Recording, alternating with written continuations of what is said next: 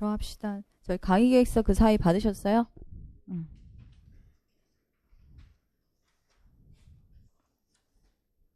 자, 우선은 개강은 오늘, 그 다음에 수업 시간은 금, 토, 이틀 아마 진행이 될 거고, 시간을 최대한 지키기 위한 노력을 해드릴 겁니다.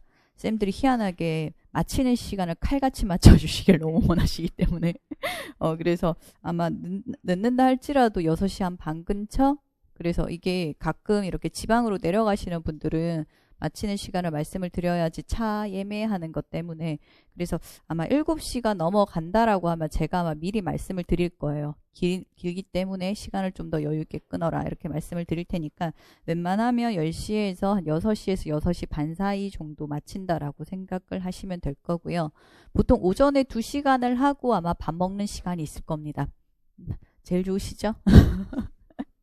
그 다음에 교재는 지금 오늘 들어온 책 이걸로 할 거고, 그 다음에 1주차 자체가 아마 오늘 내일에 걸쳐서 공학, 그 다음에 다음 주 평가 긍정적 행동 지원을 마칠 수 있는 데까지 아마 마칠 겁니다.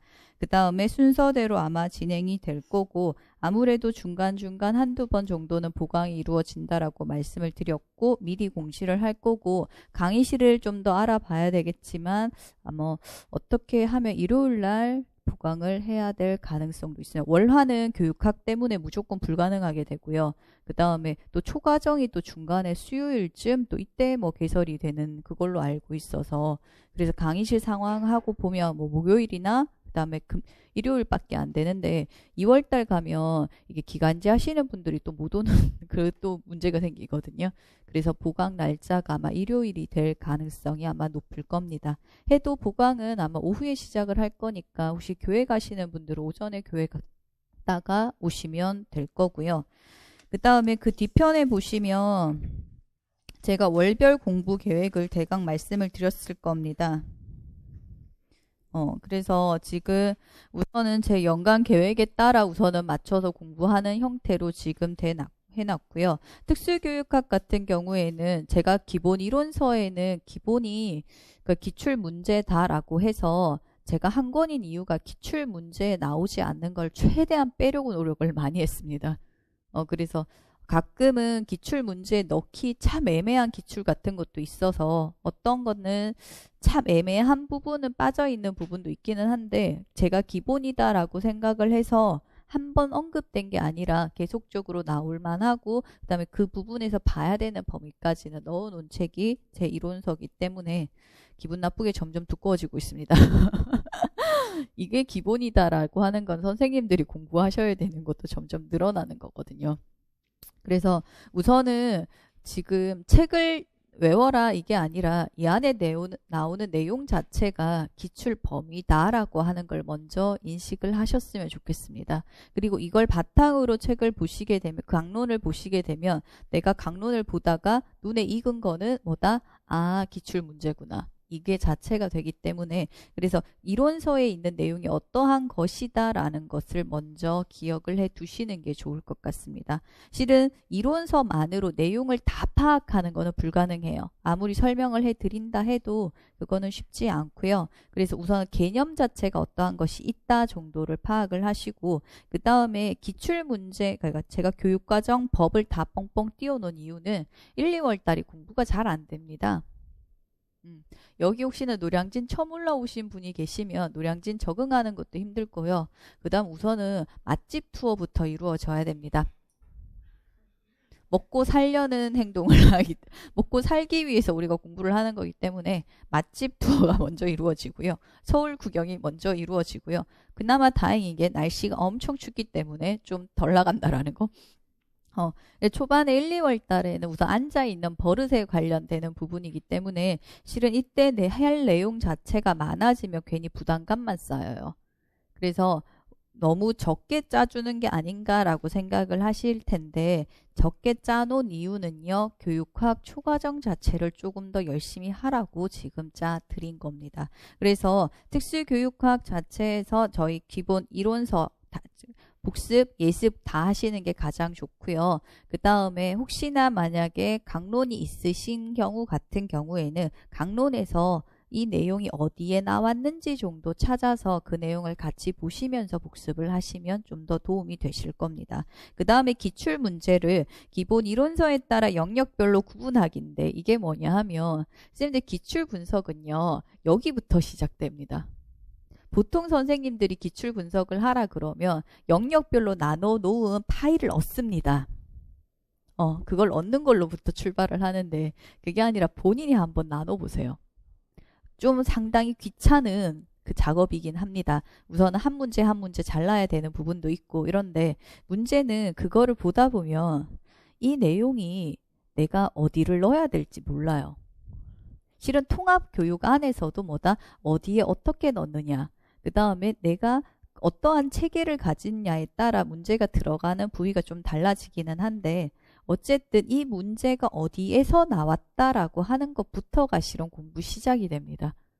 그래서 지금은 기출문제를 풀고 답을 다 알아라 그 부분이 아니라 내용 자체가 어디가 많이 나왔다 그거를 아는 부분이기 때문에 본인이 기출문제를 한번 나눠보시는 게 도움이 많이 되실 겁니다. 그 다음에 강론반 가면 이제 특수교육학 같은 경우에도 이제 공부가 기출문제가 나왔던 챕터 기준으로 아마 거의 강의가 이루어질 거고요. 그 부분에 대한 깊은 공부가 이제 점점 들어갈 겁니다. 그 다음에 기출문제 같은 경우는 3에서 7, 8월 달이 통째로 되어져 있는 게 기출을 저 같은 경우는 3번에 걸쳐서 풀이를 시킵니다. 그래서 선생님들이 이렇게 많이 생각을 하시거든요. 나는 파이팅 할 거기 때문에 1, 2, 3차를 동시에 하겠다. 1, 2, 3차를 동시에 하고 나면 7, 8월 달에 아무것도 안 하겠다라는 건데요. 제가 말씀드렸죠. 기출문제는 처음에 분석하는 거, 두 번째 분석하는 거, 세 번째 분석하는 거 방법도 다른데요. 내가 한 번 보고 두 번 보고 세 번 보는 거에 따라 아는 내용이 달라집니다. 아는 만큼 보여요. 그래서 정말 기분 나쁜데 10월 달, 11월 달 가서도요. 기출 분석이 또 이루어질 겁니다. 그리고 그때도 모르는 게 속출을 할 거고요. 그때도 뭐예요? 이것 때문에 답이 됐던 거야 하는 게 그때 이루어지는 부분도 있습니다. 그래서 웬만하면 1, 2, 3차를 동시에는 하지 마십시오. 1, 2차 같이, 2, 3차 같이 이 정도는 영역에 따라 내가 컨디션, 그 다음 시간에 따라 조정을 하실 수는 있습니다만 한 번에 다 하고 다시는 안 보겠다. 그거 절대로 안 됩니다. 그래서 우선은 3, 5월달 강론반 거쳐서 기본적으로 하는 게 문제에 관련된 이론 자체를 공부를 하는 겁니다. 이때는 관련된 이론 다 보시는 겁니다. 그게 무슨 말이냐 하면 교수적 수정에 만약에 방법에 대한 수정만 나왔다라고 할지라도 그 교수적 수정 전체에 대한 거. 한마디 기출문제가 나왔던 그 챕터 있죠. 번호, 체계 그 부분 자체 앞뒤로 내용을 다 보셔야 되거든요. 그러한 공부가 이루어져야 됩니다. 전반적 내용 아시고 그래야 전체 이해가 되면 포인트가 연결이 될 거기 때문에 처음에는 조금 범위를 넓게 보시는 게 좀 좋습니다. 그 다음에 이때 교육과정이랑 법이랑 이렇게 들어가게 되는데 교육과정 같은 경우에 기출문제를 이렇게 뽑아보시면 나왔던 부분이 있습니다. 교육과정도요. 물론 교육과정이 앞에 나왔던 게 2011, 12 교육과정이 나오기는 했습니다만 그거랑 비슷한 내용이 지금도 그대로 있게 됩니다. 그거를 다 찾습니다. 참고로 교육과정은 프린트를 하면 이따만큼 나옵니다. 절대 다 못 외워요. 그래서 처음부터 선택적으로 뽑으셔야 됩니다. 그래서 나왔던 부분 위주로 계속 체크를 하다 보면 어느 부분에서 나온다라고 하는 패턴이 발견이 되는데 보통 일반적인 좋은 말 있죠. 학생들에게 지필평가를 실시한다. 이러한 일반적인 내용이 아니라 청각장애 학생들에게는 말평가 대신 이런 식으로 한다. 도드라지게 나오는 부분들이 있어요. 그런 거 기준으로 거의 출제가 다 됐거든요. 그래서 그러한 부분을 이제 체크를 해 나가시면 됩니다.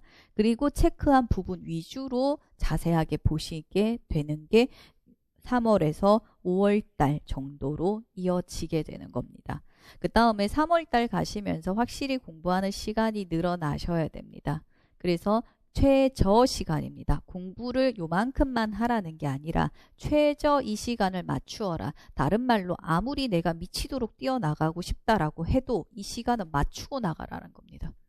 그래서 쌤들이 그게 제가 일주일에 하루 쉬라고 말씀을 드렸던 게 이것 때문에 좋습니다. 쌤들이 계속 공부를 하면 어떤 문제가 생기냐 하면 내일 해야지 이렇게 미루는 게 생겨요. 근데 만약에 쉬는 날이 일요일이라고 할게요. 그렇게 되면 쌤들이 토요일날 강의를 들으러 오셔야 되면 금요일까지 공부할 수 있는 날이죠. 맞죠? 그러면 내가 일요일날 놀기 위해서는요. 그렇다고 토요일날 강의 듣고 집에서 가서 공부는 안 하잖아요. 복습도 안 하는데, 그치? 금요일날까지 공부가 끝이 나야 되지. 그래서 아마 쌤들 패턴이 이렇게 될 겁니다. 일요일날 노는 날이라고 정해진다. 그다음 토요일날 학원을 온다라는 전제하에 월요일날 늦지막 일어납니다. 그래서요. 좀 여유로운 삶을 즐기실 겁니다. 그리고 화요일날 그래도 아직 조금 여유롭습니다. 수요일날 이런 생각이 좀 들어요. 그래서 이제 독서실을 가고 적당한 시간을 유지를 하려고 노력을 하게 됩니다. 목요일날 가면 수요일날 또 아무것도 안 했거든. 독서실은 갔다 왔는데. 그럼 어떻게 돼? 이제 발등에 불 떨어졌어요. 왜냐? 금요일 하루 만에 다 못하거든. 그래 목요일날 미친 듯이 공부를 하게 되는. 그래서 금요일날까지, 왜냐? 금요일날 안 하면 일요일날 쉬는 날이었거든. 어쨌든 그 주에 끝내야 된다라는 그거 하에 노는 날이 있으면 놀기 위해서 필사적으로 공부를 하게 됩니다. 그러라고 노는 날을 만들어요. 그래서 금요일 날까지 끝내려고 하면 아마 그런 식으로 움직이실 겁니다. 그래서 만약에 하다가 목요일인데 나는 죽을 만큼 하기 싫은 날이 있을 때가 있을 거예요. 목요일 날이 아니라 항상 죽을 만큼 하기 싫은데 그중에 더더욱 못하겠는 날이 있어요. 정말 숨이 턱턱 막혀오는 날이 있을 겁니다. 그럴 때는 합의를 보세요. 4시간으로. 여기 있는 시간 많아요. 마지막까지도 최저 3시간 반이 넘어가면 좋습니다. 정확하게 3시간은 좀 적고요. 3시간 반이 넘어가면 내가 그 다음날 복귀를 했을 때 책 읽는데 무리가 없어요. 근데 하루 이틀을 온전히 쉬고 가면 책을 읽는데 책이 머릿속에 잘 안 들어오게 되는 문제가 점점 생기거든요. 지금은 머릿속에 다 안 들어올 겁니다, 쌤들. 공부를 계속 하다 보면 책이 머릿속에 잘 들어올 때가 있고 안 들어올 때가 있게 되는데 그 앞에 며칠 쉬고 나면 책이 머릿속에 안 들어와요. 그래서 그거를 계속 유지해 주기 위해서 3시간 반 정도의 시간이 필요하거든요. 그래서 그 최저 시간을 맞추는 겁니다. 그래서 제일 좋은 게 뭐야? 빨리 하고 그때는 밥도 먹지 마. 빨리 3시간 반을 어떻게든 채우고 빨리 나가는 거야. 그냥 포기를 하게 되면 내가 그날 도저히 안 되겠다 그냥 나가게 되면 그 다음 날도 안 되거든요. 내가 안 그래도 하기 싫은데 책까지 눈에 안 들어오면 더 짜증나요. 그리고 자기 비하를 더 하게 됩니다. 그래서 그 다음 날 내가 원상복귀가 제대로 되기 위해서는 3시간 반 정도의 시간을 맞춰 주셔야 돼요. 그래서 제가 공부 최저 시간을 4시간을 잡아놓은 이유가 그겁니다. 그래서 4시간 3시간 반이라도 좋습니다. 29분은 안 돼요. 30분은 넘으셔야 돼요. 넘긴 다음에 최대한 빨리 책을 벗고 빨리 나가는 거야. 그리고 제발 그 생각을 하지 마세요. 나갔을 때는 그냥 나가서 놀아. 공부 안 했는데 어떡하지 생각은 접으세요. 이미 밖에 나왔는데 뭐 어떡하라고 밖에 나가서. 그치? 그래서 그걸 하기 위해서 우선 쉬는 날도 만들어 두시고요. 최저 시간을 만든 거기 때문에 요거는 최소한 지켜주셨으면 좋겠습니다. 그래야 내가 그 다음날 공부를 하는데 무리가 없습니다. 아마 그 생각은 하시겠죠. 그럼 일요일날 하루 노는 것도 없어져야 되지 않습니까? 라고 하는데 그거는 별로 좋지 않아요. 내가 쉬는 날 자체가 없어지면 내가 계속 그 다음날 미뤄서 공부를 하게 돼요. 금요일날 공부 끝이 안 나요. 그렇다고 일요일날 원래 효율이 좋습니까? 안 좋습니까? 안 좋지. 다 노는데 집에서. 그죠? 그래서 그게 안 되기 때문에 쉬는 날 하루 만드시고 대신 뭐예요? 월요일날 공부하시기에는 조금 더 불편하긴 하겠죠. 그래도 그게 낫습니다. 그 다음에 6월달 마인드맵 자체가 돌릴 건데 기출문제 7, 8월달 들어가기 위해서는 전체 한번 돌리지 않고 들어가면 너무 힘들다라고 많이 하시더라고요. 그렇게 했고 그래서 7, 8월달 이제 들어가게 되면 뭡니까? 기출문제 포인트 잡는 게 들어가야 됩니다. 근거가 이거다. 이것 때문에 내가 책에 있는 이런 내용이 바탕으로 되어서 이러한 결론이 도출된다라는 답 쓰는 패턴에 맞추어서 공부를 해야 되는 부분이 여기 들어가게 되고 이거를 기출 변형 문제를 통해서 아마 써보시고 이때부터 많이 들으셨던 첨삭이 이루어질 겁니다. 욕은 안 합니다. 욕보다 더한 말을 한다 그러더라고. 너 내년에 나 또 보겠다? 가끔 이런 말 하거든요. 자, 그 다음에 교육과정 법이라고 하는 것은 이제부터 슬슬 외우셔야 됩니다. 외우는 패턴 자체가 나오셔야 되기 때문에 7, 8월 그렇게 들어가고요. 9, 10월 달 기출 확장입니다. 기출과 전혀 동떨어진 문제는 내지 않으려는 필사적인 노력을 하면서 문제를 냅니다. 그래서 기출 확장, 그 다음에 이때 이제 그걸 만드셔야 됩니다. 쌤들 서술형의 첫 번째 답 쓰는 원칙은 빈칸이 있으면 안 됩니다. 객관형은요. 2번, 3번, 4번 답이 정해져 있잖아. 답이 3번인데 내가 2번을 쓰면 무조건 0점이거든요. 근데 서술 같은 경우는 대강의 문맥이 맞고 똑같은 키워드는 아닌데 뭐 비슷하게라도 들어갔을 때 얻어 걸리는 점수가 생길 수가 있어요. 쌤들 혹시 커트라인이 아까 71점 딱 안 떨어지고 71.67 아니면 33 이렇게 나오는 거 보셨죠? 그 3367이 왜 나올까요? 부분 점수인데 부분 점수가 얘는 0.33 줘야 되겠다 이런 점수가 아니고 어떻게 나오냐 하면 그 한 문제당 채점자가 3명입니다. 그래서 3명이 다 1점을 주고 나누기 3하면 얼마? 1점을 받게 되는 거고 만약에 2명만 1점을 주면 67, 1명만 1점을 주면 0.33이 걸려요. 그러니까 사람마다 그 채점자들이 아무리 자기들이 합의를 해서 만든다라고 할지라도 거기에서 살짝 사람이기 때문에 이게 점수 차가 벌어지게 되거든요. 그러니까 조금이라도 어떻게 더 쓰고 뭔가를 했을 때 0.33이 얻어 걸릴 가능성이 있어요. 0.33 세 문제만 하면 1점인데요. 그죠? 그래서 어떠한 일이 있어도 백지는 안 됩니다. 그러니까 이제 9, 10월 달에 신조어가 난무하고요. 그 다음에 새로운 학문을 만드는 이유가 그겁니다. 나는 내용을 모르는데 뭐다? 빈칸 놔두면 제가 욕을 엄청나게 되거든요. 어떻게든 써야 됩니다. 그러니까 알고 있는 거 쥐어짜서 쓰는 거를 하면서 그게 만들어지게 되거든요. 그래서 제일 먼저 뭐다? 확장을 통해서 기본 내용 잡고 그 다음 어떻게든 쓰는 연습이 많이 이루어질 겁니다. 그 다음에 법하고 교육과정 같은 거 들어가고 그 다음에 특히 기출문제 보시면 문제 조건과 답을 연결하여 포인트 맞추어 쓰는 거 나오죠? 그게 들어갈 거고 11월 같은 경우는 기출 핵심 내용을 재확인할 겁니다. 정말 열이 받는 게요. 이때 11월 달에 기출문제 보시면 연도별 문제를 보면 영역 구분 없이 문제 조건과 답 포인트 맞추기 있죠. 이게 뭐냐 하면 이때 제가 아마 기출문제를 새로 뽑으라고 할 겁니다. 평가원에서 올려준 그 형태 그대로. 한마디로 1번부터 마지막 번까지 있는 그대로를 뽑은 상태에서 문제를 백지에서 풀어보라고 할 거예요. 정말 기분 나쁜 게 답이 모르겠습니다. 안 풀립니다. 그게 여기 선생님들을 무시해서 하는 말이 아니고요. 작년, 재작년 모든 합격생들이 했는 말이 갑자기 바보가 된 것 같아요. 그렇게 1년 동안 기출문제를 딥다 봤는데 왜 나는 쌤 답을 모를까요? 왜 그럴까요? 걔들 다 합격생입니다. 수석했던 애도 있습니다. 그중에. 왜 그러냐면 쌤들이 문제랑 답을 본 게 아니고요. 옆에 연결했던 내용들 있잖아요. 그거만 열심히 읽었거든요. 문제를 푸는 조건에 관련된 답 찾고 이 연습이 안 되어져 있어요.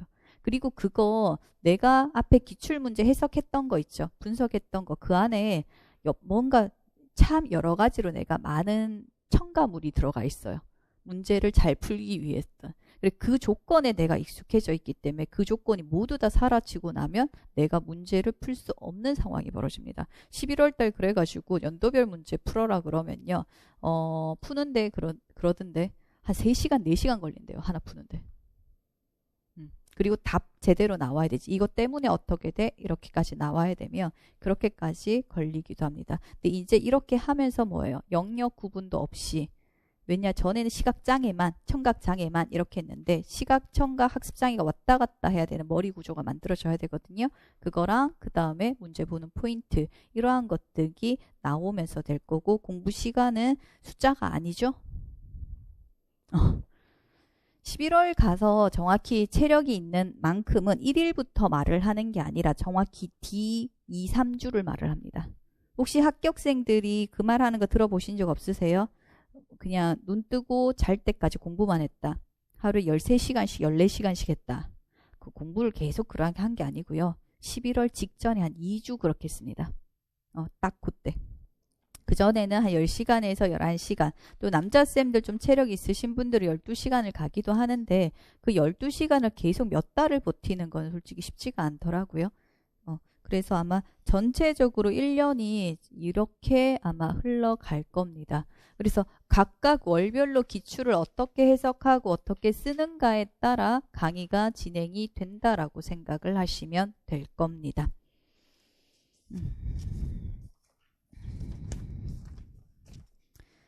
자,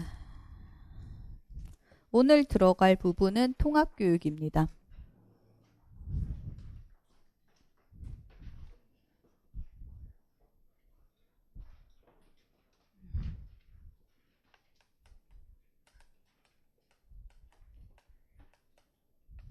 선생님, 통합교육이 어떤 겁니까?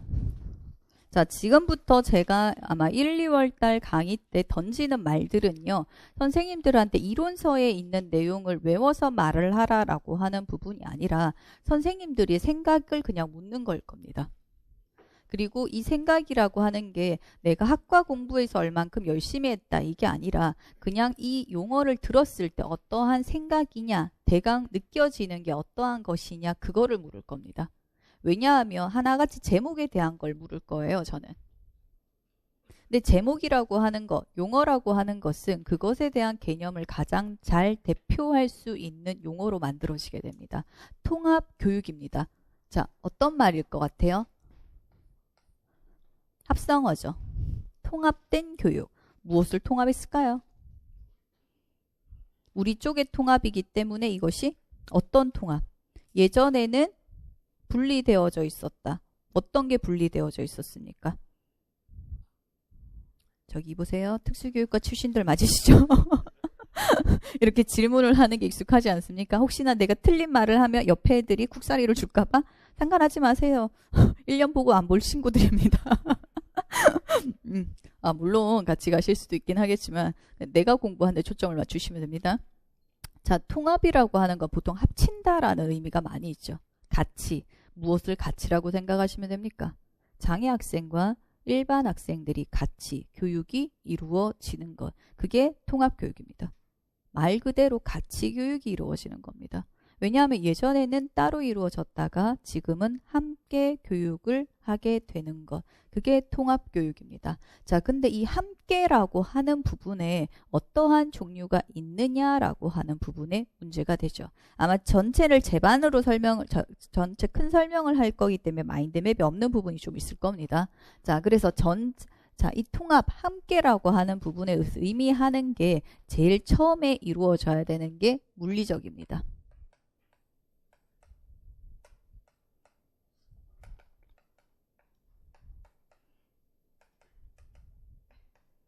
자, 물리적 통합입니다. 이건 말 그대로 뭐예요?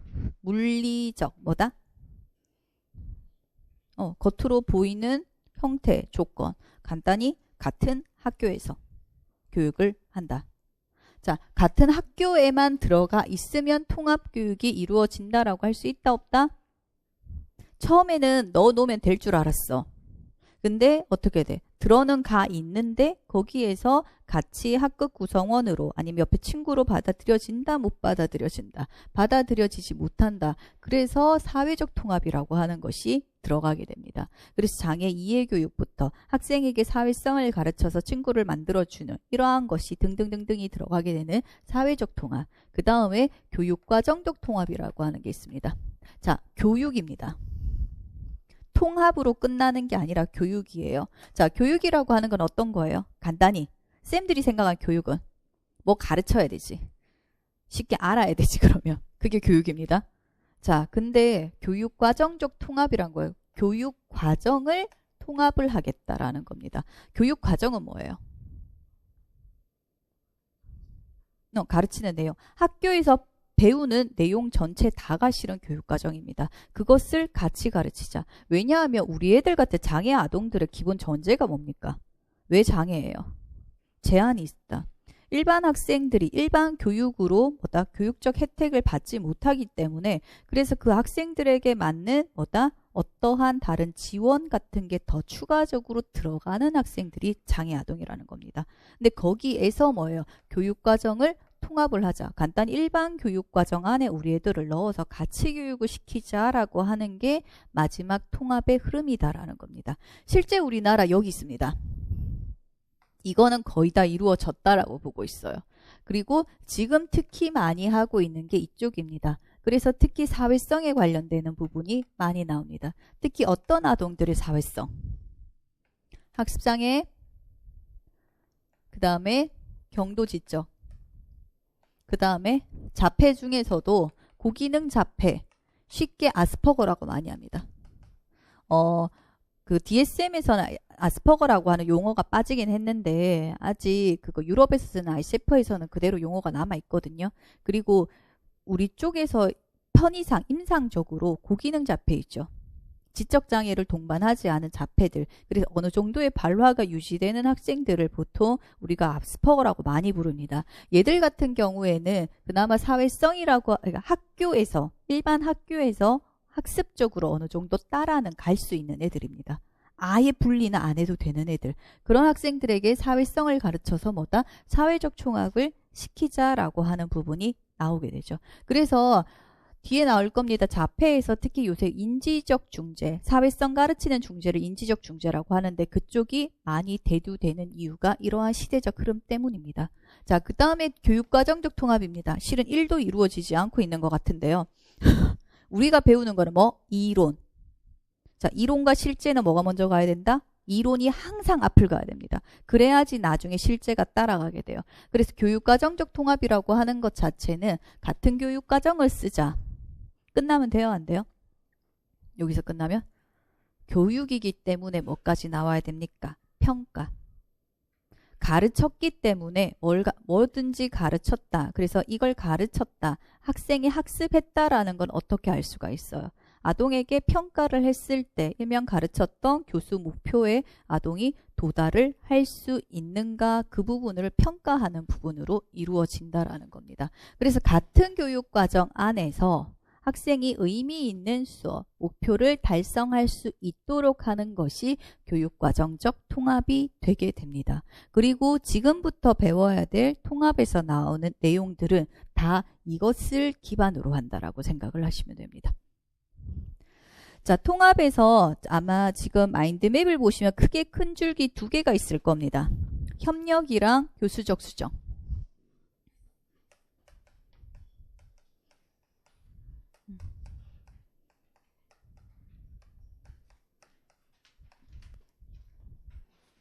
자, 협력이라고 하는 부분에는 또다시 침접근과 협력교수 이렇게 나타나는데 자, 쌤들 교육과정적 통합 이것도 있고 아니면 그 전에 다른 거 물어볼게요. 쌤들 혹시 저거 메인스트림 들어보셨죠? 그 다음에 일반교육 주도는 들어보셨습니까? 메인스트림, 주류화, 그 다음에 REI라고 하는 일반교육 주도라고 하는 거랑 그 다음에 일명 풀 인클루전이라고 하는 완전 통합이라고 하는 이 용어를 아마 많이 들어보셨을 겁니다. 얘에 대해서 쌤들이 별로 생각을 안 하시는데 얘들이 일반교육 주도라고 하는 부분입니다. 일반교육에서 뭐를 하자? 특수아동까지 우리 특수교육까지 포함한 교육을 하자 하나로 하자라고 하는 부분이 들어갔는데 실은 얘가 망하기는 했어요. 근데 얘가 그래도 교육 현장에 영향을 미친 것 중에 하나가 뭐냐면 쌤들 이전까지는 뭐냐면 일반과 그 다음에 특수라고 하는 게 이렇게 완전 정확하게 이렇게 분리가 되어져 있었거든. 애들이 분리가 되어 있다라는 말은 다른 말로는 학교 체제가 분리되어져 있어요. 그치? 특수학교, 그 다음 일반 학교, 그리고 당연히 일명 교육청에서 봤을 때 예산 내려가는 거 다르죠. 우리 일반 초등학교 기준 4배로 내려옵니다. 그리고 교사 기준 다르죠. 그 다음 교사 자격 기준 다르죠. 이게 그래서 한마디로 뽑는 거 교육 자체가 완전히 분리가 되어져 있거든요. 근데 이제 일반 교육에서 무언가를 하자라고 하는 부분이 나오면서 학생들을 포함시키는 것도 나오지만 교사에 대한 부분, 예산에 관련되는 이러한 체제적인 것까지도 같이 나오게 되는 게 바로 이쪽입니다. 그래서 쉽게 교사가 어떻게 되어야 되는 부분이 조금 언급되는 쪽이라고 보시면 돼요. 자, 쌤들 이렇게 생각을 할게요. 완전 통합이 이루어졌습니다. 그래서 특수학교, 특수학급의 존재가 없는 상황입니다. 특수교사는 그러면 0명입니까? 우리 밥줄 다 끊어지는 겁니까?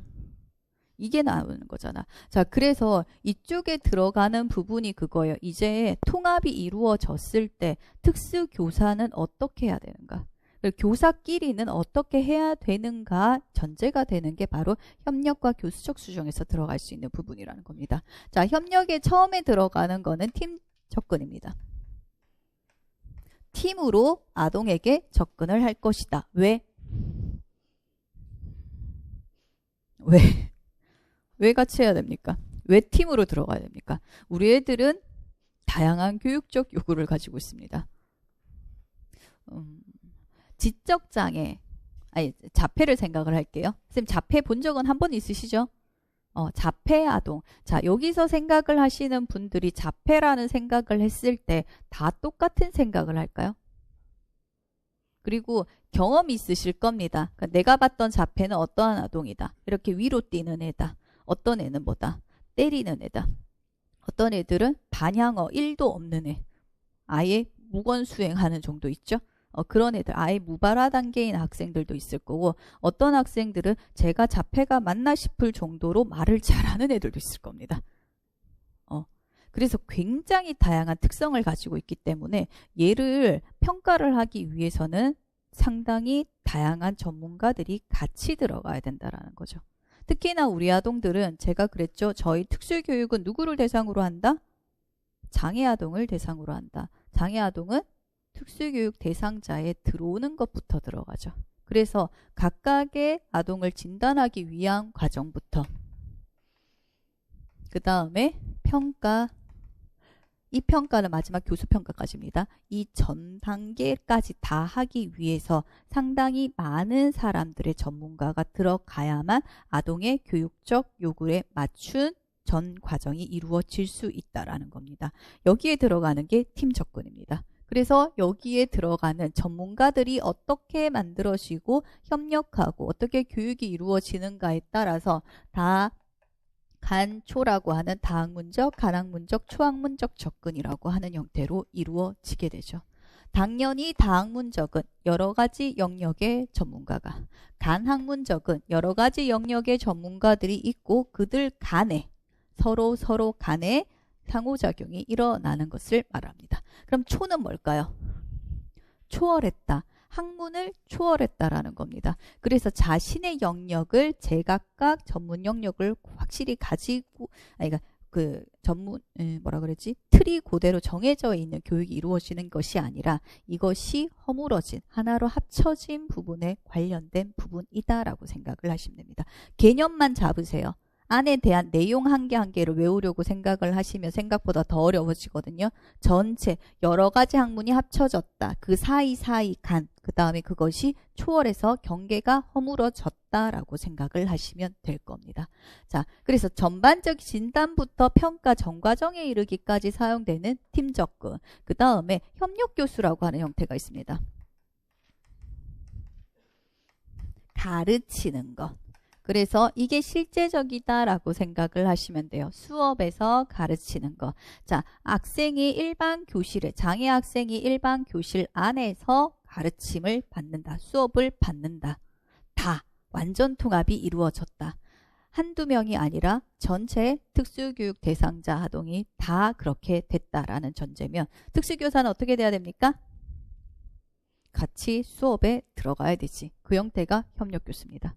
그래서 같은 교실 안에서 일반 교사와 그 다음에 특수교사가 두 명이 수업이 들어갔을 때 어떠한 형태로 수업이 진행이 되는가에 관련된 내용이 바로 협력교수입니다. 이거는 뭐예요? 진단에서 평가 전 과정에 관련되는 거. 이건 수업 1시간 1시간에 어떻게 협력하는 형태, 그거를 말을 하는 겁니다. 자, 그래서 협력교수는 특히 모둠을 학생들의 집단을 나누는가 나누지 않는가, 그 다음에 나누지 않고 어떻게 수업을 하고 나누었을 때 어떻게 나누어서 수업을 하는가로 5가지 형태로 만들어지게 됩니다. 요거는 안에 들어가서 다 할게요. 자, 그 다음에 자, 교육과정 통합에서 직접적으로 연결되는 게 교수적 수정이라고 생각을 하시면 됩니다. 아까 교육과정 수정이 어떤 거라 그랬죠? 같은 교육과정 안에서 아동들이 의미 있는 수업을 받게 되는 거.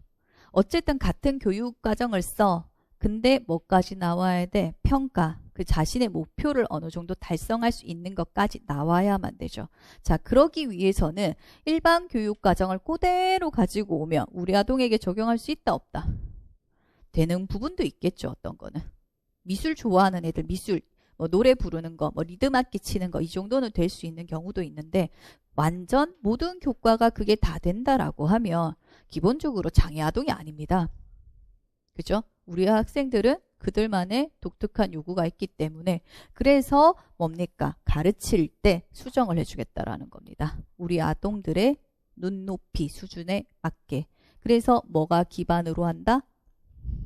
여기에서 만들어진 IP라고 하는 것을 기반으로 해서 그 각각의 교육과정, 일명 교과라고 하는 거 있죠? 수업. 그것을 아동에게 적절히 수정을 해 나가는 것. 그것이 교수적 수정이라는 겁니다. 자, 교수라는 말이 어려워요. 교수는 어떤 거예요? 교육학에서 들어본 적 없어요. 교육과정의 개념은 뭐고 교수의 개념은 뭐고라고 하면 아마 학자가 쫙 나올 겁니다. 왜 그렇게 많이 나올 것 같아요? 정의가 안 되니까. 왜냐, 사람마다 보는 기준이 너무 다르니까 그게 나오는 거거든요. 그래서 우리는 이 교수라고 하는 것을 가르치는 부분에 초점을 맞추어서 가장 많이 쓰는 유형 5가지로 나누어서 봅니다. 그게 뭐냐 하면 여기 나와 있는 거죠. 환경에 대한 수정, 그 다음에 집단에 대한 수정, 그 다음에 뭐 있습니까? 내용, 방법, 그 다음에 평가.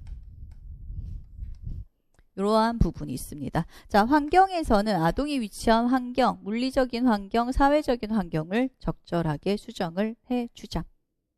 그래서 특히 뭐 지적장애 학생들, 특히 편마비가 있는 학생들 어디에 위치하고 이러한 부분들이 들어갈 수가 있는 것. 그 다음에 사회적 환경은 뭘 것 같아요? 사회적 상호작용이 잘 일어날 수 있도록 환경을 바꾸어주는 것. 장애 이해교육 같은 것 등이 여기에 들어가게 됩니다. 그 다음에 집단에 대한 수정이, 자, 요거 헷갈리시면 안 됩니다. 정확히 괄호에서 붙여놓으세요. 학생 집단입니다. 왜냐하면 여기 협력 교수에서 아까 뭐라 그랬어요? 일반 교사와 특수교사가 같이 수업하는 것, 집단이 돼버리거든요. 잘못하면 얘가 여기에 들어갈 수가 있는데 얘는 방법 쪽에 들어갑니다. 오히려 여기에 들어가고, 이 집단이라고 하는 것은 학생들의 집단을 어떻게 배치하는가라고 하는 겁니다. 쌤들 혹시 교생 나가셨을 때 연구 수업을 하시거나 아니면 기간제 하시면서 공개 수업을 하실 때 그 세안을 짜면 학생들이 좌석 배치도 그리죠. 그 왜 그릴 것 같아요? 우리 반 교실을 친절하게 안내해 주기 위해서 짠다. 아니지. 활동이라고 하는 걸, 목표를 달성하기 위해서 활동을 짤 때 그 활동을 적절하게 할 수 있는 형태를 만드는 거, 그거를 미리 내가 결정을 해 놓는 게 바로 좌석 배치도라고 하는 거거든요. 여기에서도 마찬가지입니다. 좌석이 아니라 집단이지. 내가 이 내용을 잘 가르치기 위해서는 전체 수업을 해야 되는 부분도 있을 거고, 그 다음에 집단으로 모여서 해야 되는 거, 2명이서 모여서 해야 되는 거, 여러 가지 형태가 있겠지. 근데 학생들의 집단을 먼저 결정해 놓게 된다라는 겁니다. 여기에 들어가는 게 대표적으로 뭐 협동학습과 그 다음에 또래 교수가 들어갑니다. 협동학습에선 이것의 원리라고 하는 거, 유형이 들어갈 거고요. 이 또래 교수에서는 보통 상보적 또래 교수의 가장 대표적인 뭐 또래 지원 학습 전략, 일명 팔스라고 하는 거, 이게 가장 많이 나오는 형태입니다. 자, 그 다음에 내용이라고 하는 건데 얘가 굉장히 머리 아픕니다. 자, 아까 제가 말씀드렸죠. 교수의 정의가 뭐다? 모른다. 그죠? 다양하다. 그러면서 이게 교수라고 하는 거랑 그 다음 비교해서 봐야 되는 게 교육과정이라고 하는 거거든요.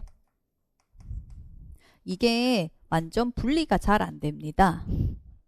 교육과정은 내용이고 이건 방법이다. 이렇게 볼 수 있는 것도 우리가 쉽게 생각을 한 거고, 이제 협의의 정의, 광의의 정의 뭐 이런 거 있잖아. 넘어가면 넘어갈수록 이게 실은 구분이 잘 안 돼요. 다만 확실한 거는 교사가 조정을 할 수 있는 것은 이 2가지다라고 하는 겁니다. 그래서 교육과정에 대한 수정이 있고 교수적 수정이라고 하는 부분이 있는데, 이게 막상 교육과정에 대한 게 내용적으로 들어오면서 여기 아니구나.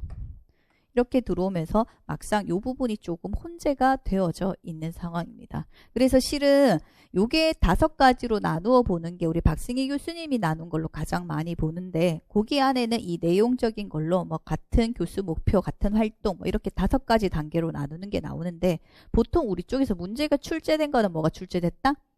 중다수준 교육과정, 중복교육과정입니다. 실제로는 얘들은 교육과정 수정입니다. 근데 내용 수정에 같이 넣어서 많이 나옵니다. 그래서 여기에 넣어 보셔도 무방하다라는 겁니다. 실제로는 교육과정 수정입니다. 자, 갑자기 첫날부터 왜 기준이 이상하다라고 하시는데 저희 쪽이 코에 걸면 코걸이, 귀에 걸면 귀걸이가 되는 게 상당히 많습니다. 자, 그 전에 이거 먼저 해드릴게요. 근데 교육과정은 뭐예요?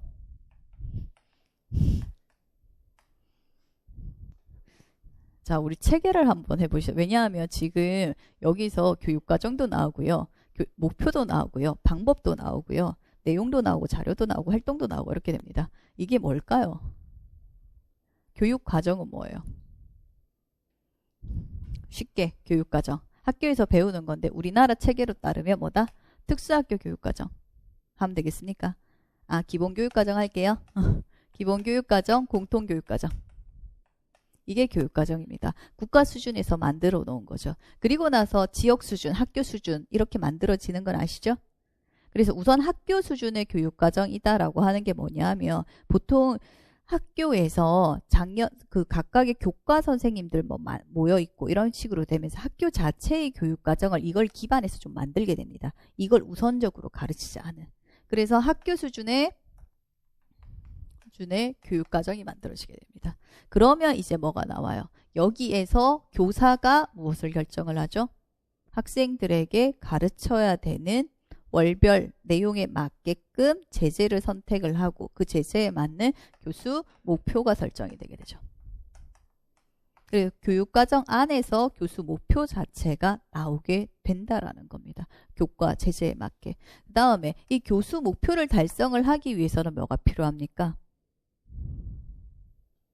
저기 2차 하면 뭐가 나오죠? 항상 동기 유발, 그 다음 목표 제시, 그 다음에 활동 1, 2. 그래서 교수 활동.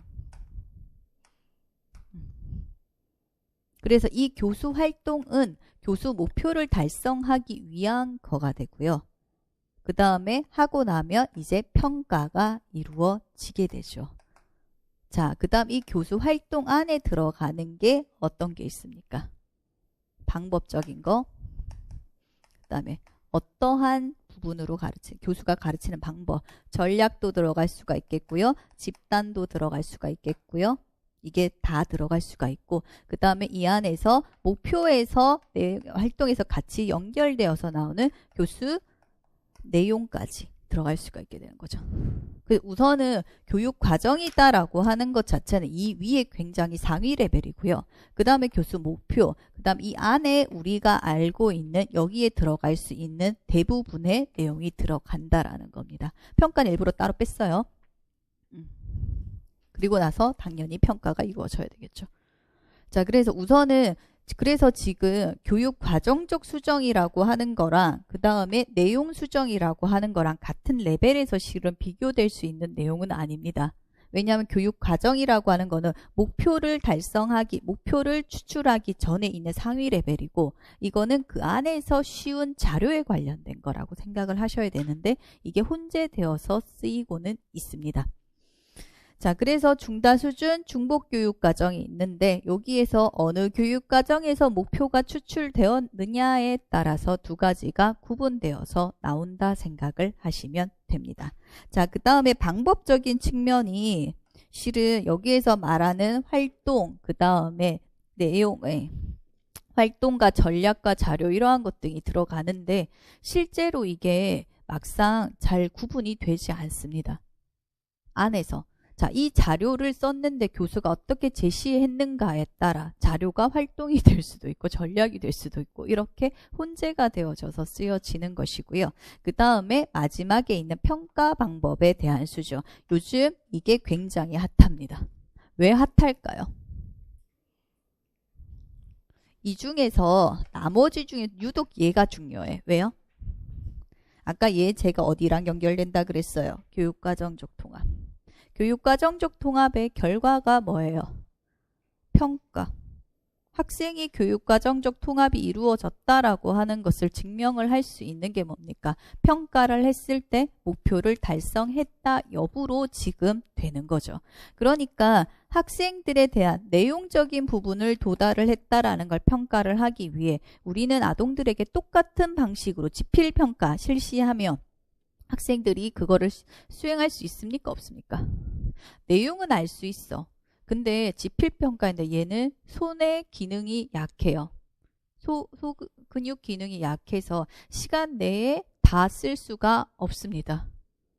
그래서 얘가 평가 점수가 30점밖에 안 나왔다. 적절한 평가입니까? 내용은 아는데 시간이 늦어서 못 쓴 게 되잖아.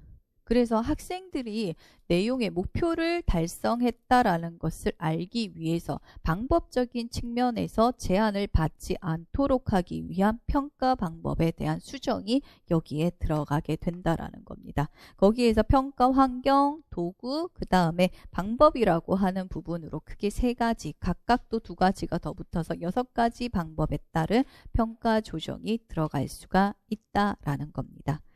그 중에서 그래서 이렇게 참여 방식을 조정을 한다라고 하는 것은, 조정이라고 하는 것은 일반적인 방법 안에서 한마디로 장애 학생이 아니라 일반 학생들이 평가하는 방법 내에 다른 부분을 조정 살짝 바꾸어서 하는 방법, 이걸로 평가가 안 될 때는 대안적인 평가, 이러한 것 등을 사용을 해서 아동이 교육과정을 한마디로 목표를 달성했는지 여부를 확인하게 되는 것으로 교수적 수정이 이루어진다라는 겁니다.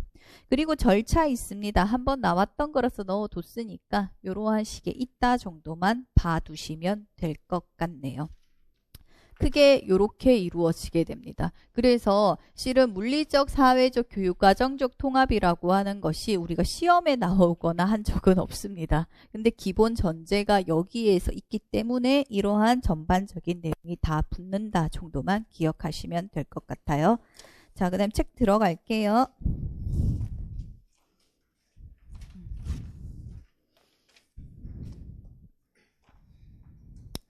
자, 첫 번째 통합교육입니다.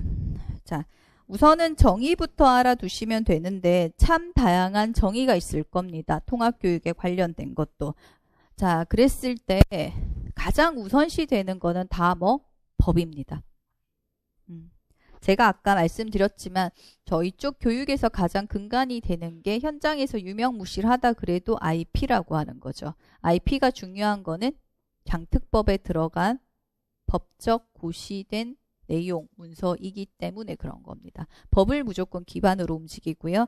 그래서 뭔가 용어 헷갈리고 하는 거 나오면 무조건 법적 용어가 최우선이다라고 생각을 하시면 될 겁니다. 자, 첫 번째 정의, 통합교육 정의는 장애인 등에 대한 특수교육법에서 통합교육이란 특수교육 대상자가 어디에서? 일반 학교에서 장애 유형, 장애 정도에 따라 차별을 받지 아니하고 또래와 함께 개개인의 교육적 요구에 적합한 교육을 받는 것을 말한다라는 겁니다. 자, 일반 학교에서 위치가 일반 학교 물리적 통합 전제가 되어져 있고요. 개개인의 교육적 요구에 적합한 교육, 자신의 목표를 달성할 수 있도록 차별을 받지 않고 교육을 받는 것을 통합교육이라고 하게 됩니다.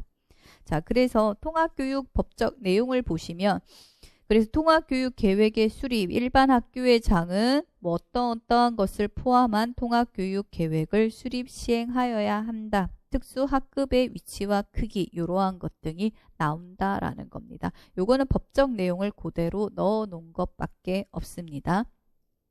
자, 그 다음에 장애 학생의 통합 형태입니다. 물리적 통합, 사회적 통합, 정서적 통합, 교육과정적 통합이 있는데 특히 기본적인 3가지가 물리적, 사회적, 교육과정적 통합이라고 생각을 하시면 됩니다. 사회적 통합, 정서적 통합을 함께 묶어서 사회정서적, 사회심리적 통합 이렇게도 많이 봅니다. 자, 물리적 통합이라고 하는 것은 뭐다? 말 그대로 같은 학교에 있는 것을 말을 합니다. 그래서 장애 학생의 일반 학급 배치, 이거를 참 간과하기 쉬운데 물리적 통합이 이루어지지 않으면 교육과정적 통합이나 사회적 통합이나 만들어질 수가 없게 됩니다. 왜냐? 만날 수가 없으니까요. 그래서 첫 번째 통합의 가장 첫 번째 단계는 물리적 통합입니다. 그리고 우리나라도 지금 물리적 통합은 이루어졌다라고 보고 있어요. 왜냐하면 특수학교보다 특수학급이라고 하는 곳에 배치된 아동이 훨씬 더 많죠. 지금 현재. 특수학급만 돼도요. 지금 통합된 형태로 보고 있거든요. 학교가 분리, 그 다음 학교부터는 학급은 물리적 통합이 이루어진 형태로 보고 있기 때문에 그래서 통합은 이루어졌다라고 보고 있습니다. 물리적 통합은. 그 다음에 사회적 통합이 뭐죠? 사회 정서적이 실은 가치지. 사회적은 상호작용, 정서적인 거는 심리적으로 내가 그 학급 구성원이 되었다라고 하는 것이기 때문에 한마디로 일반 학생들에게 우리 장애 학생들이 받아들여지는 정도라고 보시면 된다라는 겁니다. 이게 잘 안 되죠. 이게 잘 안 됩니다. 특히나 잘 안 되는 이유 중에 하나가 뭐예요? 우리 애들이 사회성이 없지. 그래서 뭐다? 먹고 싶은 거 가지고 있고 싶은 게 있으면 애 때리고 뺏어오고 그다음 중간에 소리 지르고 그죠? 그런 것 때문에 실은 이게 잘 안 된다라는 겁니다. 근데 되게 웃긴 게 유치원은 이거 잘 돼요. 3세 반, 4세 반, 5세 반 이렇게 가잖아요. 그래서 보면 그 유치 같은 경우는 완전 통합이 이루어지는 게 좀 많기 때문에 그래서 그 일반 꼬맹이 애기들한테 장애 우리 애들 손잡고 와 이렇게 하면 야 가자 이러면서 너 왜 말 안 들어 이러면서 잘 데리고 와요. 잘 데리고 와요. 근데 이게 조금씩 커가면서 이게 점점 이렇게 더 많이 되더라고. 그 다음에 교육과정적 통합입니다. 일반 학생들과의 학습활동 참여를 확대하는 것을 의미한다. 그리고 일반 학급에 통합된 장애 학생이 일반 학생과 함께 수업활동에 참여함으로써 여기까지는 참 생각을 잘 하시거든요. 자, 뒤에까지 같이 볼게요. 적합한 교육적 성취를 이루는 수준의 통합을 의미한다. 아동이 그에 적절한 뭡니까? 자신의 교육적 성취 뭐다? 교수 목표를 도달할 수 있는 것까지 들어가야 된다. 그러니까 여기에 뭐가 꼭 포함이 되어야 된다? 평가 방법의 조정이라고 하는 것이 꼭 같이 들어가야만 한다라는 겁니다.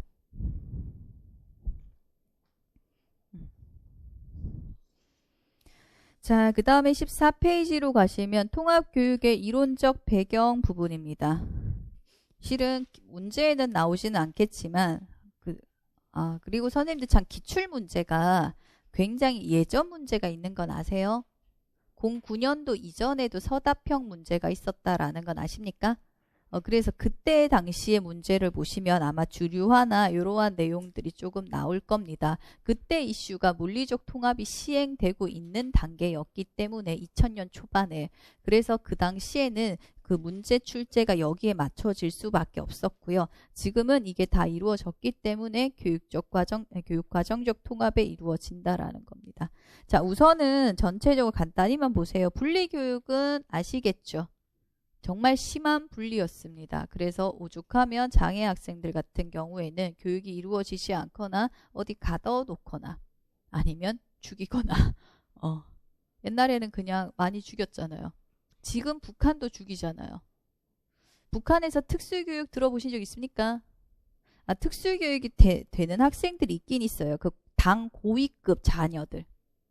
이런 경우는 됐는데 일반 부분들 같은 경우에는 애들에 대한 교육 같은 게 잘 이루어지지 않고 이러면서 존재하지 않는다라는 거죠. 그리고 왜 스파르타, 고대 그리스 스파르타 이때는 신체 건강하지 않으면 시민이 될 수가 없죠. 다 버리잖아. 그 죽는 건 거 아시겠죠? 갓난애기니까. 자, 이런 식이었다가 그 다음에 이것이 바뀐 게 주류화 부분인데 이게 언제일 것 같아요? 주류화가 1950년, 60년대. 이거 이루어진 지 얼마 안 됐습니다. 자, 주류화라고 하는 것을 들어가기 전에 밑에 핵심 플러스 보시면 정상화의 원리라고 하는 게 나옵니다. 주류화라고 하는 것에 영향을 미친 게 정상화의 원리예요. 실은 요거 때문에 좀 보셔야 돼요. 정상화의 원리는 뭘 것 같아요? 정상화, 정상이 되도록 하는 원리다. 될 화자 써서요. 그래, 정상이다라고. 정상은 어떤 거일까요? 정상. 특별한 문제가 없는 것. 노말이라고 하는 그거라고 우리의 보통이라고 하는 거 있죠. 그거라고 생각을 하시면 됩니다. 크게 우리가 말을 하는 기준에서 벗어나거나 제한이거나 탈이 없는 상태, 그것을 정상이라고 본다라는 겁니다. 자, 그럼 이 정상화의 원리라고 하는 것은 이걸 말하는 겁니다. 사람을 정상이 되도록 만들자. 자, 그러면 어떻게 가르쳐야 될 것인가가 나와요. 자, 이게 왜 그러냐 하면 분리교육은 이거였습니다. 애들을 시설에 박아놓고 그 다음에 애들이 크면 애들을 사회로 데리고 나오려고 했는데 얘들이 사회에서 적응이 됩니까? 안 됩니까? 안 된다라는 거예요. 왜 애들은 정상이 안 될까라고 생각을 했더니 정상적인 환경에서 교육받고 자라지 못했다라는 겁니다. 그래서 정상화의 원리는 쉽게 이렇게 생각을 하시면 됩니다. 애가 정상적으로 자라고 적응을 하기 위해서는 가르칠 때, 자라올 때 어떻게 돼야 된다? 정상적으로 가르쳐야 된다. 그러니까 뭐예요? 정상적이다라고 하는 게 지금 우리가 보는 지역사회다. 우리가 살아가고 있는 환경이 정상적인 환경이다. 그러니까 분리가 아니라 우리가 위치한 곳에서 애들을 가르치자라고 하는 생각이 나는 게 바로 정상화의 원리고, 이거에 영향을 받아서 나오는 게 주류화라고 하는 메인스트리밍이 나오는 게 되는 겁니다. 메인스트리밍은 쌤들 그거 생각하시면 돼요. 뒤에 16페이지에 특수교육의 연계적 서비스 나오죠. 요게 메인스트리밍입니다. 왜냐하면 주류화, 학생들을 분리해서 통합된 상황으로 보낼 건데 학생들 능력 수준에 가장 통합된 형태로 넣자라는 부분이기 때문에 모든 학생이 완전 통합되고 모든 학생의 수준이 다 다르죠. 그래서 수준별로 아동에게 가장 통합된 위치가 있다. 거기에 적절하게 배치를 하자라는 것이기 때문에 이 피라미드 체계를 그냥 메인스트리밍이라고 생각을 하시면 될 겁니다. 왜냐하면 요거에 영향을 받아서 나오는 게 최소 제한적 원리인데 그게 이거니까 어차피 똑같습니다. 그래서 영향을 받아서 나왔다. 자, 근데 이 최소 제한적 환경의 원리의 문제점 중에 하나가 뭡니까? 자, 분리된 곳에서 통합된 환경으로 보내자. 학생의 수준에 따라 가장 통합된 형태의 배치를 하자라는 부분이죠. 말로는 되게 좋은 말 같은데 다르게 생각하면 학생의 능력이 되지 않으면 분리되는 것이 당연하다라고 보는 입장이 바로 LRE 원리라는 겁니다. 그래서 오히려 이게 분리를 조장하게 돼버려요. 왜냐? 너는 능력이 안 되니까 저기 갈 수가 없어. 그리고 여기 피라미드 체계 자체를 보면요. 얘들이 원래 이거예요. 위에 시설에서부터 있다가 기숙학교, 특수학교, 그 다음에 특수학교에서 전일제 특수학급에 있다가 통합 수준이 좋아지면 시간제로 위로 점점 올라가자라고 하는 건데 얘들이 이동이 됩니까? 안 됩니까? 안 된다라는 거지. 고착화돼 버린다라는 거예요. 그래서 이거 안 되겠다라고 해서 나온 게 일반 교육 지도라고 하는 건데 실은 이거는 현장에 영향을 별로 못 미쳤습니다. 그냥 위에 그거 교육청이나 위에 교육부 이런 데서 있죠. 체계에서만 영향을 미쳤고 실제적 학교 현장에 거의 영향을 못 미쳤고 그 다음 나오는 게 완전 통합교육. 이거는 뭐죠? 아동이 자연스러운 환경이 일반 학교 환경에 배치가 되고 그 다음에 거기에서 적절한 교육을 받기 위해서 뭐가 필요하다? 지원이 필요하다. 그게 17페이지에 있는 완전 통합 교육입니다. 자, 완전 통합은 장애 아동이 장애 유형이나 정도와는 상관없이 하루 종일 일반 또래와 함께 일반 학급에서 특수교육 및 관련 서비스를 제공받는 것이다. 제가 아까 완전 통합 뭐라 그랬어요? 물리적 통합이 이루어진 환경에서 적절한 교육을 받기 위해 아동에게 지원을 하는 것이다. 자, 우리 학생들 다르게 생각할게요. 자, 일반 교실에서 일반 교육적인 그 똑같은 환경에서 아동의 교육 목표 달성할 수 있습니까? 없습니까? 없어요. 근데 배치는 해야 돼. 그럼 어떻게 해야 돼요? 얘가 이 환경에서 교육적 목표를 달성해 줄 것들을 제공을 해야 되지. 지원. 그러니까 뭐예요? 관련 서비스라고 하는 게 들어간다라는 겁니다. 그래서 치료 지원, 상담 지원, 그 다음에 보조 인력, 보조 공학 기기 이러한 등등등등들 있죠. 그게 들어가서 뭡니까? 적절한 지원을 받아서 아동이 일반 환경에서 자신의 교육적 목표를 도달할 수 있게끔 하는 것. 그게 완전 통합입니다. 그러니까 이게 뭐랑 같이 연결이 돼요? 여기 말한 교육과정적 통합 같이 연결이 될 수밖에 없는 부분이죠. 그래서 특수교육 관련 서비스까지도 나오는 부분입니다. 관련 서비스 부분은 이것도 뭐다? 뒤에 법적 부분에 있는 관련 서비스 정의 그대로 알아두시면 될 것 같습니다. 자, 그 다음에 18페이지 협력인데 점심을 먹고 그 다음에 18페이지부터 들어가도록 하겠습니다. 점심시간은 1시간입니다. 식사하고 오세요.